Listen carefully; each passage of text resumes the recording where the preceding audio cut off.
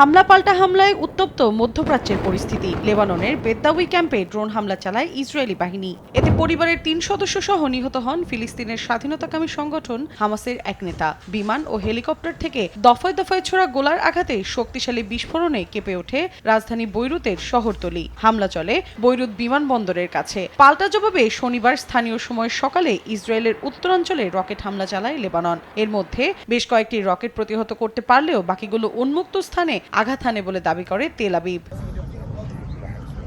লেবাননে হিজবুল্লাহর অবস্থান লক্ষ্য করে আকাশ ও স্থলপথে তীব্র হামলা চালাচ্ছে ইসরায়েল। এমনকি দেশটির সীমান্ত এলাকায়ও বোমা বর্ষণ করছে সেনারা। শুক্রবার লেবানন ও সিরিয়ার মধ্যে একটি সীমান্ত ক্রসিংয়ে ব্যাপক হামলা চালায় তারা। হামলা থেকে প্রাণ বাঁচাতে এই পথ দিয়ে সিরিয়ায় যাচ্ছিলেন লেবাননের বহু নাগরিক। হামলার কারণে রাস্তাটি বিধ্বস্ত হওয়ায় চলাচলের অনুপযোগী হয়ে পড়েছে। বাধ্য হয়ে পায়ে হেঁটে সীমান্ত পাড়ি দিয়ে সিরিয়ায় প্রবেশ করছেন লেবানিজরা। আইডিএফ এর দাবি মাসনা ক্রসিং এর কাছে হিজবুল্লাহর লক্ষ্যবস্তুতে আঘাত করেছে তারা। ইসরায়েলের দাবি লেবাননে অস্ত্র পাচারের জন্য এই ক্রসিং ব্যবহার করত ইরান সমর্থিত গোষ্ঠীটি।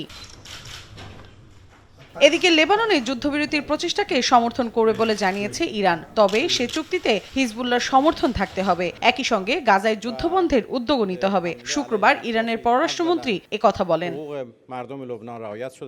লেবাননে ইসরায়েলি হামলার কারণে নিজ নিজ নাগরিকদের ফিরিয়ে নিতে শুরু করেছে বিভিন্ন দেশ। শুক্রবার বৈরুতের বিমানবন্দর ত্যাগ করে বিদেশি নাগরিকদের বহনকারী বেশ কয়েকটি বিমান। এসব বিমানে ইউরোপ, এশিয়া ও মধ্যপ্রাচ্যের বিভিন্ন দেশের নাগরিক ছিলেন বলে জানা গেছে।